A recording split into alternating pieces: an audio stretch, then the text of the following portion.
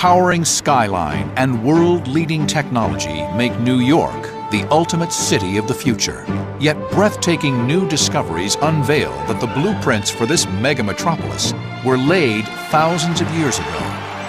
From brutal blood sports staged in ancient Madison Square Gardens to Times Square celebrations at a gigantic Neolithic calendar, you are about to discover that everything you thought you knew about the Big Apple, in fact, comes from our distant forefathers. This is the extraordinary story of ancient New York. New York is a city of miracles that reaches for the sky. The Empire State Building, Wall Street, Times Square. America begins its year according to New York. The world counts its money according to Wall Street's ebbs and flows. An area smaller than 20 sports stadiums projects its influence and culture all across the globe. Are these wonders of the modern world, or is it possible that the same discoveries were made in our distant past? Incredible new discoveries reveal that New York's most celebrated features were actually invented by the ancient city builders before becoming lost to time. If you look at the big cities of the ancient world, at Athens, at Rome, at Alexandria, at Babylon, these were extraordinary places. They were places that people talked about, that were kind of legendary in their own lifetime. We have uncovered proof of ancient city streets that were lined with movie theaters 2,000 years before Steven Spielberg. Giant stadiums with retractable roofs. Secret underground passageways that brought life to millions. The truth may rewrite the story of how man went from living in ancient settlements to the greatest city on Earth. Whatever their problems, cities are where people want to be. People still come to cities like magnets. Once that started, once civilization as we know it has begun, there is absolutely no turning back. Every capital city in the ancient world needed a monument, an amazing structure that would unify the citizens and cement the city's identity. In New York, that monument is the Statue of Liberty, which has greeted immigrants sailing in from the New World since 1886. For Americans, the Statue of Liberty symbolizes freedom. Probably for the world, it symbolizes freedom. But amazingly, it might not be with us today were it not for an ingenious secret of engineering buried within the ruins of antiquity's greatest city structure.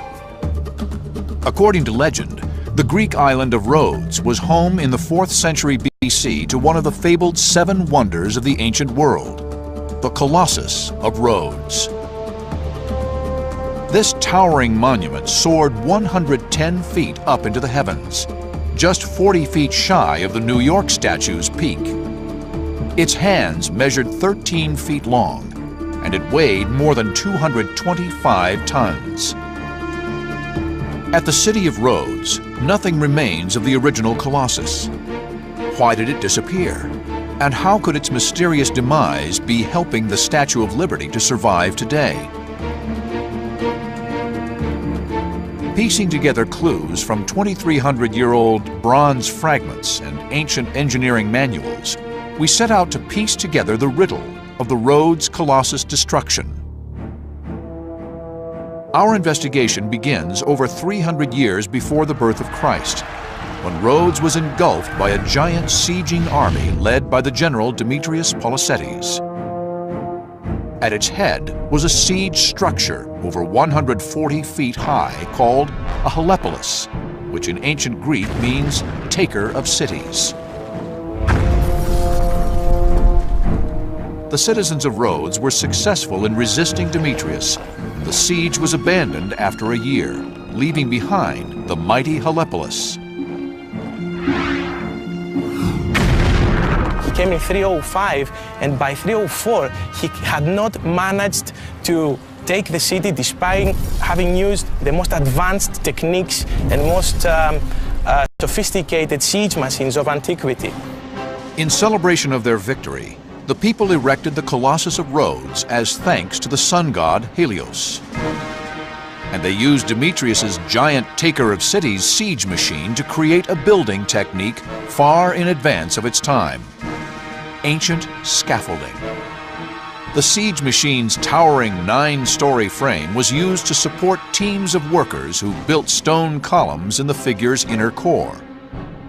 Theory has it that the Colossus of Rhodes was constructed with ancient materials. They were more using masonry back then, so they used masonry for probably the 2 legs, so they created columns, which is something the Greeks were very good at.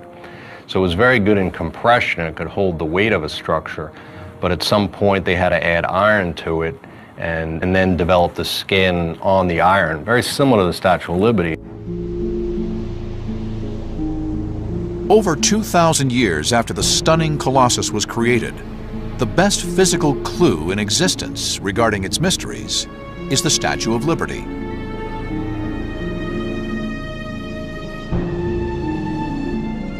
Just as the Colossus symbolized unity and victory for ancient Rhodes, so does the Statue of Liberty for people of modern America.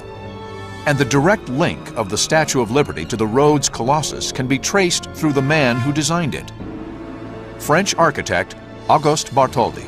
Auguste Bartholdi, who designed the statue, studied the classical art of the period. As a student, he learned about the works of the great Greek and Roman architects. And that took him soon to Egypt, where he began to study the colossal statues of there, including the Colossi of Memnon. But the Colossus of Rhodes really attracted him because he was interested in gigantic, monumental statuary. He was obsessed by it. So he was very much determined to bring out of the past of antiquity into the modern world a modern Colossus. Architect Glenn Leach has spent a lifetime studying the Statue of Liberty's structure. He was brought in after the attacks of September the 11th to re-examine the statue's security measures and to do what the ancients couldn't, to ensure his city monument survives the test of time. The Statue of Liberty has always had a special place in my heart. I grew up on Staten Island and I saw the Statue of Liberty hundreds of times taking the ferry, and the fact that I worked on the Statue of Liberty and helped modernize it and take it into the 21st century was a wonderful treat for me and something I'll always be pretty proud of. Over the course of his examination of the New York statue, Glenn has begun unraveling the unerring engineering parallels between these 2 city monuments. There's a lot of comparisons between the Colossus and the modern Colossus, the Statue of Liberty. I think the big one is their location. They both sat on prominent waterfronts at their time. At both of their times, they were the largest structures that existed. Glenn has used all his knowledge of the Statue of Liberty to unravel how the Colossus of Rhodes would have looked 23 centuries ago. The copper has aged over time, what they call noble rust. And the noble rust color is actually that green patina that we see in the statue. Where in the Colossus, they say that the bronze remained shiny, which would have been a pretty amazing structure to see a bronze shiny statue. Building the Colossus of Rhodes was a phenomenal achievement. Thousands of workers took over 12 years to complete a project that would cost an estimated $3 billion in today's money. Yet the ancient records reveal that this stunning monument only survived in historical terms for the blink of an eye. So unfortunately, after only 52 years, the Colossus of Rhodes failed and buckled at its knees because of an earthquake. Rhodes' tragic disaster has terrifying parallels with modern New York. For the Big Apple lies at a crossroads of several giant tectonic fault lines. Experts predict that one day a major quake could cause catastrophic damage. The Statue of Liberty would come crashing into the harbor. But engineers learned from the collapse of the Rhodes Colossus and made a crucial alteration to the surface structure of the Statue of Liberty. This is a model of what the skin may have looked like. It's shown as acrylic, but this was actually the copper skin held by an iron bar that was formed to the shape of each piece of skin in the statue. It was allowed to move back and forth, which gave the whole statue flexibility and allowed it to move during wind. The Statue of Liberty is thus able to bend in the wind up to 5 inches in any direction. This ingenious design feature could save the statue from suffering a similar fate as the ancient Colossus. The Statue of Liberty is built around a box truss within the structure. So it's a long truss that sits on top of the pedestal, but is grounded within the pedestal, which actually makes it taller and more stable, almost like putting a stick into the sand so that there's more structure underneath. The pedestal acts more like a footing so that the statue has much more strength. The legacy of the Rhodes Colossus lives not just in New York's greatest monument, but in every modern skyscraper and every modern city. Symbolic images are important to a lot of cities. If you look at Rhodes, it had its Colossus. New York had its Statue of Liberty. I think it's a really important part of any great city is to have a symbol. But beyond the phenomenal grandeur and ambition of the ancient city builders was a far more fundamental challenge: survival. How did a secret tunnel bored over half a mile through a mountain save an ancient city from dehydration and death? New York is a thriving metropolis of over 9 million people. The city acts as a magnet, drawing people from all over the world into one giant melting pot. At its heart is Manhattan, an island that for over 300 years has struggled with one critical challenge: how to provide all its people with enough water. To supply New York with water into the future, the city has launched its greatest ever engineering project, the New York City Water Tunnel. A $6 billion project built with ground-penetrating radar and mobile drilling factories. The ancients had none of this when creating an urban water tunnel of their own. The question is, how? On the island of Samos in the Aegean Sea lie the ruins of a once great city with uncanny parallels to Manhattan Island. 2,500 years ago, it had plumbing, baths, and sewage facilities like any modern city. But like Manhattan, although it was surrounded by water, producing enough fresh water for the city's people was a massive challenge. In Samos, you have a particularly mind-bending problem, that you have a thriving, busy, highly populated city, you've got a fantastic water spring, and you've got a mountain in between the two. But what the Samians do is very, very clever and extremely ambitious. They decide that they're not going to go round the mountain. What they're going to aim to do is to bore a channel through the heart of the mountain itself. They built a gigantic tunnel stretching over half a mile underground, and they called it the Tunnel of Eupalinos. This was a project of staggering ambition, for the ancient Greeks built the Tunnel of Eupalinos in the same way that modern engineers are building the New York City water tunnel, by digging from both ends at the same time. They have decided to dig from both sides simultaneously to show that they can defeat the mountain. Unlike the modern New York engineers, the ancient Greeks' tunnel was painstakingly carved out by hand over 8 years. But after 400 yards of tunneling, they hit a problem that threatened to throw the project into disaster. The limestone rock was fragile and liable to collapse. And this was a very, very difficult moment. First of all, they were in complete dark. They have the consolation of seeing the light of the entrance. Second, they were unable to know where they were finding themselves. The tunnelers on the north side were forced to change course. To make the meeting point now would require extraordinarily accurate calculations. While New York's engineers had state-of-the-art 3D mapping technology, the ancient Greeks had neither compass nor topographic map, nor even any written mathematics at their disposal.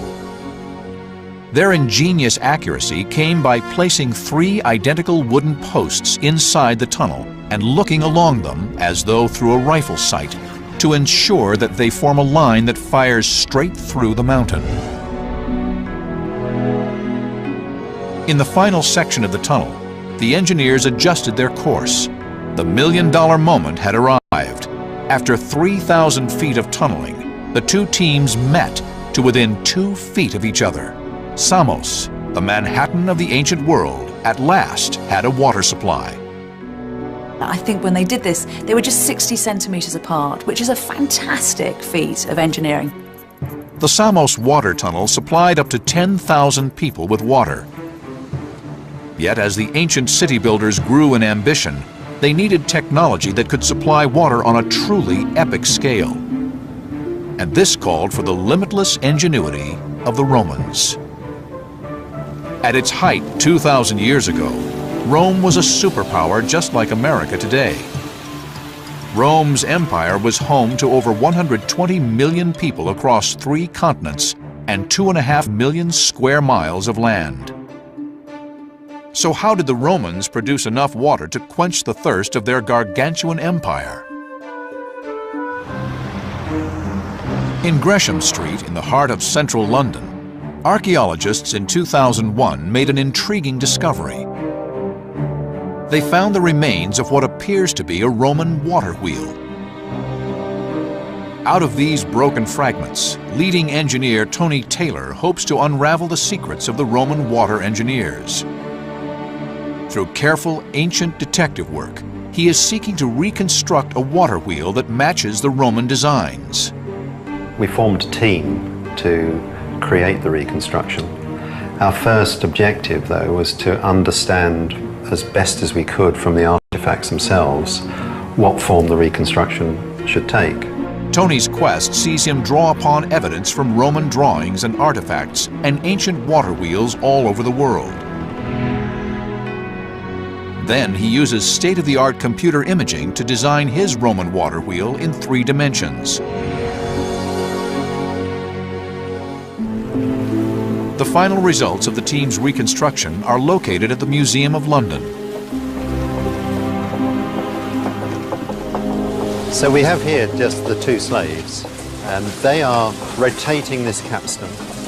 This in turn turns these upper gears on the horizontal here, and that in turn turns the horizontal axis with the vertical gear, which takes us across the drive shaft into the drive wheel.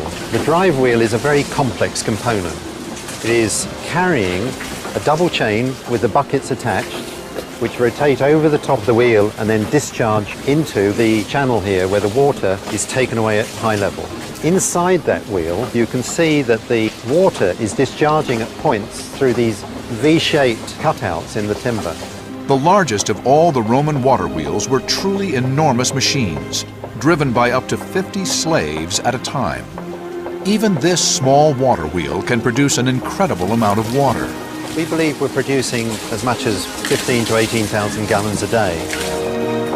From this small contraption, enough water could be produced to allow almost 300 people to wash, drink, clean, and cook every day.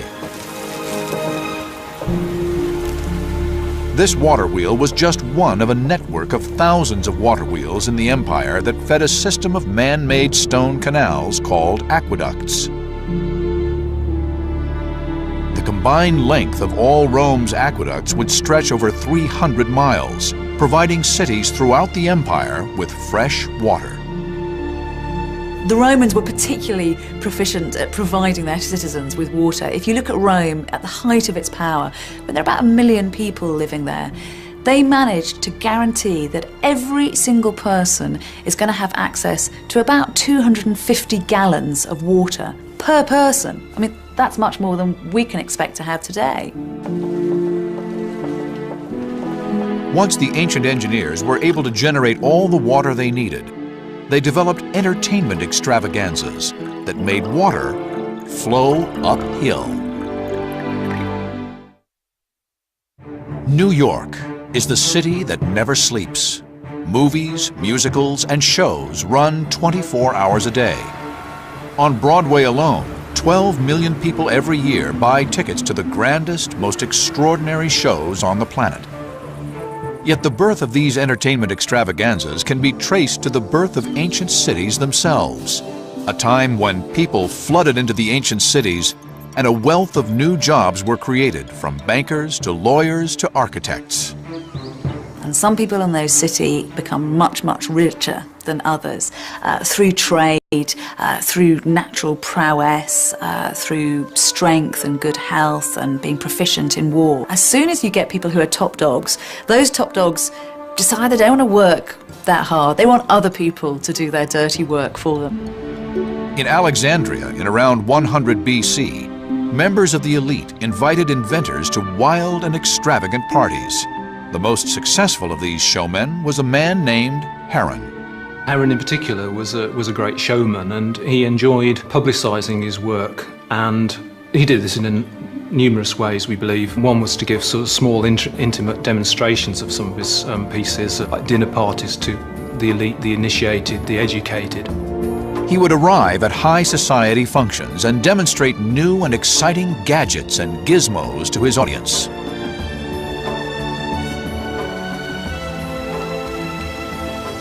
Over 1,500 years before New York was even founded, Heron invented a way of making water flow uphill. Unlike the fountains of Central Park or downtown New York, his device operated without electricity or pumps, or even any human power. How Heron achieved this has been a mystery for 2,000 years. Richard Windley, model-making chief of the Ancient Discoveries team, thinks he knows the answer. So what we have basically is a bowl here which is going to be filled with liquid. So what happens is when that valve's opened, all the water from this top vessel will run as quickly as the tube will allow down into a glass vessel below, which is sealed. As it fills up, it compresses the air in that vessel, forces it up a pipe. This air pressure then comes into the vessel which is above here. The fountain's tubes and chambers form a totally sealed system. Neither air nor water can escape. So when the water falls, the air is forced upwards and into the second chamber. This new air in turn forces the water up and into the bowl. I'll fill the vessel up now, lift the valve, and we can see if it actually works. Heron's fountain was said to have literally defied gravity. And if Richard's model works, the fountain should be able to refill again and again for hours on end. I'll just listen the valve out now. We can see the water is draining from this top vessel as fast as that pipe will carry it really down into the bottom vessel. That's starting to fill up. The pressure of that water under gravity is compressing the air in that bottom vessel. The pressure's building up, and as it comes into this top one, we should any minute now get a spurt of water out of the top one, which should land in the bowl, hopefully. Yes, there we go, it's starting to work now. And hopefully that should squirt into the bowl, or possibly a bit beyond. Yeah, there it goes, there it goes.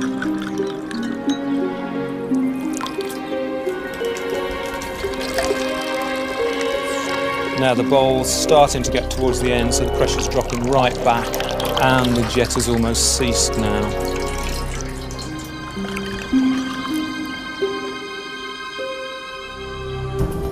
But as entertainment developed, audiences demanded ever more advanced technical wizardry. While Heron developed magical theaters, other inventors set about creating the world's first cinemas. To many, the birth of the glitzy, glamorous world of cinema began around the time of the first stars, like Charlie Chaplin. Yet the true origins of cinema are in fact over 1,600 years earlier, and 5,000 miles to the east. In the Three Kingdoms period, around the 3rd century AD, local stories began to tell of a mythical form of sorcery, a dark art producing terrifying moving images. Right up until the 16th century, when Jesuit missionaries actually brought back reports of some of these scientific advances that China had already achieved. And one of the things that reoccurs several times is this idea of optical devices. When we're familiar with movie cinemas, we're familiar with big screen projection televisions. These shadow plays would have been not for a single viewer, but would have been for sort of quite substantial numbers of viewers within an audience. Richard believes he has unraveled the mysterious instrument that created such images. an ancient magical lantern. This is a little bamboo frame. We've got like parchment paper stretched tautly over the sides of the box, and this is the little fan, turbine if you want to call it that, and the hot air rising from the candles which will be inside the lantern. The hot air rises through these and just causes it to rotate. We're going to have 4 candles inside there. The little spike you can see in the middle is simply the support for the centre of this, and it uses like a kind of needle bearing in the top, i.e. a needle just running inside a small hole, which provides very, very little friction.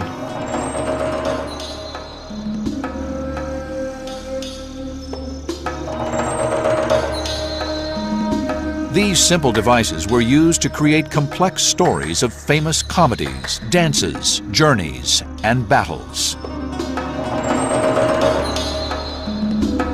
Had the ancient Chinese magicians known to add one simple feature, an optical lens to aid in the projection of the images, then the advent of feature films may have advanced some 2 millennia, and the world of Hollywood today would perhaps be unrecognizable.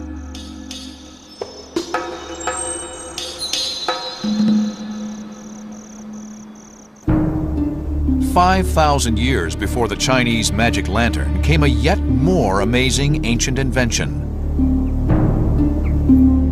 A map of the skies, written into the ground, that launched the birth of megacities themselves. New York is a megacity in every sense of the word. 1 million people travel across to Manhattan. $65 billion flows through the city's markets. Over 100,000 tourists arrive to marvel at the city's wonders every single day. This mass of synchronized events would instantly collapse without the mastery of one simple innovation: telling the time. What's fascinating is that from about 4000 BC, humans become obsessed with dividing the day into smaller and smaller and smaller units of time. There's something about us, we desperately want to portion our day. As our technology has advanced, societies have grown around central timekeeping devices. From ancient Chinese sundials to the medieval water clocks of the Middle East, clocks are the linchpin of human civilization. Clocks are in every city. I mean, they're in every city today. They were right at the heart of every ancient city as well. Yet the very first clocks did not measure hours. They measured days, months, even years. They were ancient calendars. A recent discovery of a mammoth calendar, 220 feet across, shows the ancients kept time on an interplanetary scale, with far greater accuracy than we would ever have thought possible. In the remote countryside of eastern Germany, archaeologist Andreas North took a plane journey across an area thought to contain nothing more than farmland. The Henge monument was discovered by aerial photographs because of the differences in color in the bottom. So we can see the ditch, but only the ditch. The images revealed a set of strange, unexplained markings. A ground-level investigation revealed evidence of an ancient settlement and a fascinating circular monument. This discovery sent shockwaves through the world of archaeology. It dates to over 2,000 years before Egypt's Great Pyramid and almost 7,000 years before modern New York. And it is called Gösek Henge, the world's first public timekeeping device. Just as the citizens of New York gather for the grand New Year countdown at Times Square, so did Neolithic man come together for life and death rituals to mark the calendar's longest day. This monument was connected with death, maybe with the past, but I think what is quite good visible here, it was connected with fertility. Yeah, because it was connected with the sun, and the sun brings the life every day, every year again. After years of painstaking fieldwork, Andreas and his team have reconstructed the Gösek Henge. 2,000 wooden stakes have been driven into the ground to replicate the sacred calendar that stood here in the 5th millennium BC. The team have discovered that this is a monument aligned with unerring accuracy to match the rising and setting of the Earth's sun. All these gaps has astronomic orientations or references. For instance, these gaps are orientated to the winter solstice. This is a time with the shortest day and the longest night. Yeah? In the north we have an orientation to the summer solstice, so it's the longest day and the shortest night.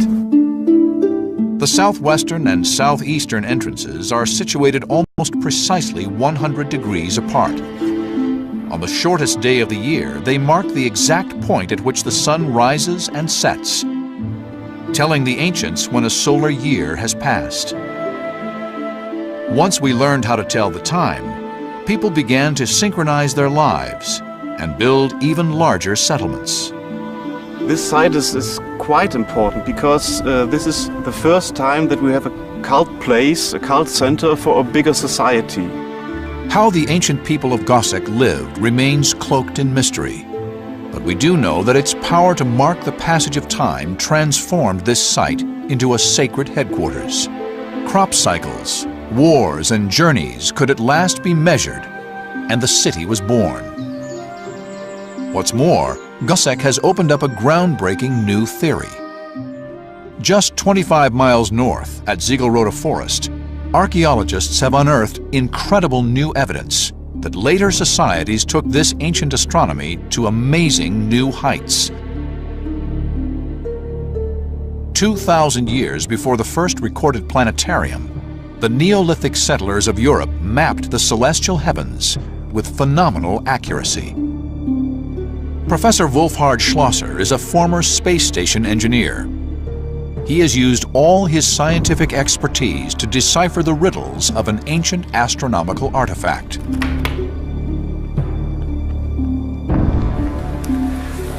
This is a Nebra disk. It is about 3,600 years old and was found in central Germany. The Nebra disk appears to exhibit the same segments of a circle as were found at Gossec. When we align the two, we see that they fit like a modern combination lock. Both ancient discoveries seem to have been devices designed to mark the summer and winter solstices on the Earth's calendar. Of course, we have no stars in Gossec, and we have, of course, no wood on the disk. But from the astronomical point of view, they are very similar, and they show that in these 3,300 years in between, the astronomy more or less remains the same. Yet the Nebra disk has complexities that go far beyond the Gossec circle. For besides the sun and the moon, it also depicts 32 dots, including this obscure group of 7. There are no clues at Gossec or anywhere else in the region as to what the dots could represent. And there is nothing in the night sky of our world that remotely resembles them. But once we adjust the heavens for how the stars have changed in the 36 centuries since the disk was made, we find that they precisely match the Pleiades constellation, a famous star group that we may see today.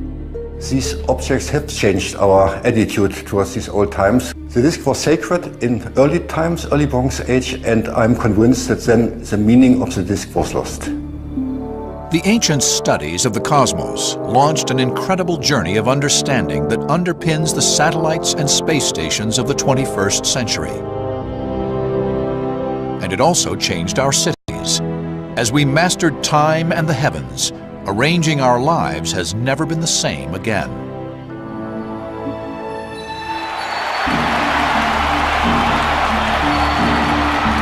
Yet what truly transformed cities into mega metropolises was an altogether more massive innovation: ancient stadiums. Only these stadiums didn't stage innocent sporting events. They housed epic blood bowls, killing up to 10,000 people at a time. Today, New York is a towering citadel of power.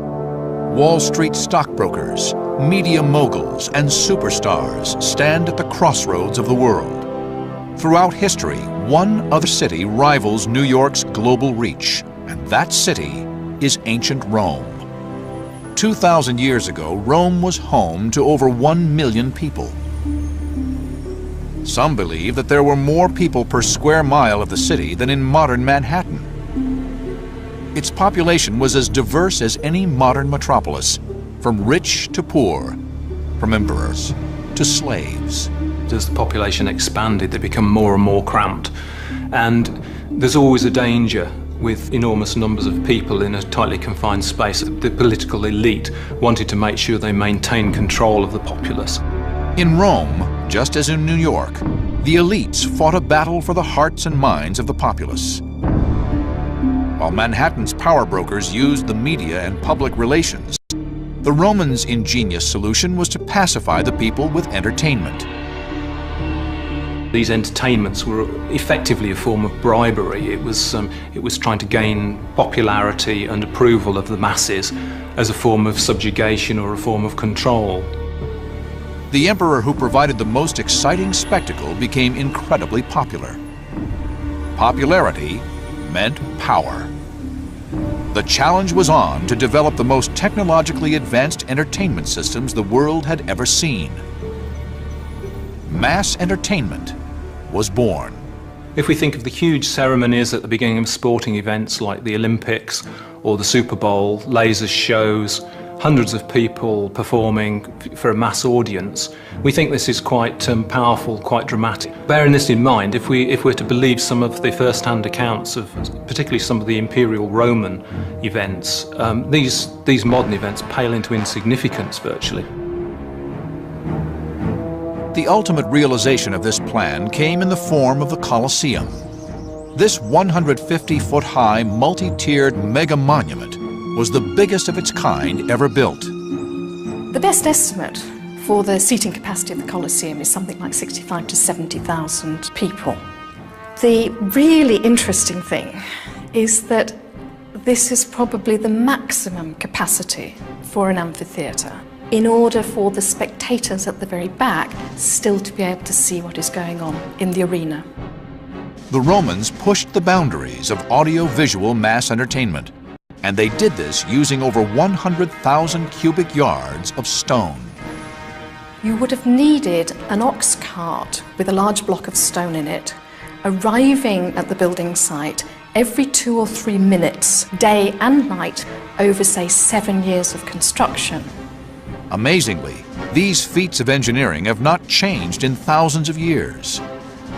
The secret of ultra-modern stadiums is that they copy the technology used by the Romans thousands of years ago. It is a 74,500-seater stadium, and at the moment it's very quiet. But when the crowd is in, it's a very different story. The noise, the tension, the atmosphere is what makes a modern sports stadium. The design of the Roman amphitheatres and the Colosseum in particular, has not been bettered. This modern stadium features a retractable roof supported by 4 giant pillars, an innovation 2,000 years old. The covering of the spectator areas of the Colosseum was made out of, we think, canvas, strung out on masts using ropes. And this makes a lot of sense because what we do know is that there were 1,000 sailors from the Roman Navy stationed in Rome specifically to operate the awnings that covered the Colosseum. Protected by their retractable roof, the Roman spectators would have been enthralled by gladiator death matches, executions, and the sacrifice of 9,000 animals in just 100 days. But as the Roman emperors provided more and more exotic and sophisticated spectacles, the crowds demanded more. Every year, the engineers had to invent even more amazing extravaganzas to satisfy the hungry appetite of the mob. In 85 AD, Emperor Domitian proposed the impossible. He would use 500 billion gallons of water in a spectacle known as a naumachia. A naumachia is a recreated naval battle hosted in a place like the Colosseum, would have involved thousands of people, a spectacular set piece occasion often recreating a historical battle. It would involve criminals, captives, other people who had no choice but to fight. The Colosseum was flooded to allow the staging of a giant naval conflict. This transformation of the 29,000 square foot arena into a floating battlefield is a challenge that leaves even modern stadiums behind. One of the issues we've looked at here is how we could actually hold a water event, how we could flood the lower area of the stadium in order to create some sort of water spectacle. And we haven't mastered that yet. And yet, 2,000 years ago, the Romans did exactly that. The Naumachia was a resounding success, but it made things even worse for future emperors. How could Domitian's successors top this technological and engineering triumph to provide a spectacle for the crowd? The next emperor, Emperor Claudius, took to the throne in 41 AD, and he invented extreme Naumachia. This would employ 50 billion times more water. With no possible way of building a stadium large enough, he moved the entertainment to a massive lake, Lake Fucine. Now that great lake has been completely drained, but in 52 AD, these fields were the site for a sea battle between 50 ships and 19,000 performers. Claudius's 19,000 gladiators who fought at his battle on the Fucine Lake is far bigger numbers than participate in the opening of the Olympic Games today. 500,000 spectators waited for the start of what would be the largest spectacle in history. The battle on the Fucine Lake was started by an incredible mechanical device which raised a Triton, a mythological sea beast, from the floor of the lake. From the still waters, a 40-foot-high solid silver statue of the god Triton appeared, as if by magic, with no sign of how it was powered. The texts tell of the crowds going ballistic. A horn in the Triton's mouth sounded, and the greatest fake sea battle ever staged began. At a lake shore in England, ancient investigator Richard Windley and his assistant have constructed a model of how Richard believes they accomplished this engineering success. What I've tried to do is to use very simple technology, things that the Romans were used to dealing with on an everyday basis. Pulleys, ropes. This really is a piece of technology that would be well within their capabilities. What we've basically got is 4 posts. Each one of these is lifting a corner of this framework here, which is supporting the device. Now each corner is lifted via a cord which comes over the pulley here, down a pulley at the bottom, and they're all attached to a central ring. So each one of these pulls at exactly the same time and in theory at exactly the same rate. So the whole thing should lift up perfectly symmetrically until it reaches the point of the pulleys, which is about here, by which time most of the statue would be above the level of the lake. We'll see if we've got everything set up correctly now. So Dave, if you'd like to take the tension and then just gently lift the figure. Okay, well, it's going up reasonably square at the moment. Oh, that's pretty good actually. The difficulty with this is getting all the ropes at just precisely the right lengths, but I think we've got the adjustment correct now.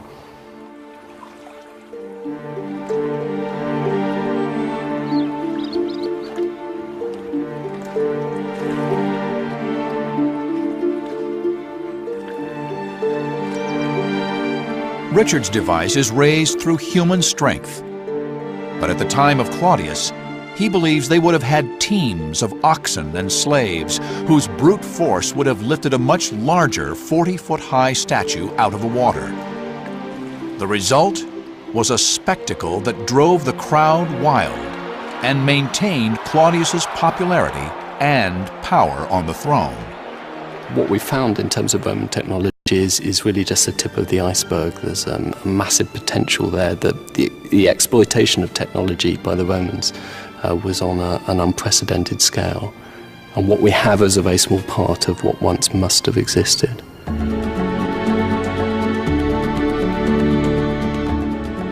The team's experiments have revealed how Rome and other ancient cities gave birth to the modern wonders of New York. Every Times Square extravaganza, every skyscraper, city monument, or event at Madison.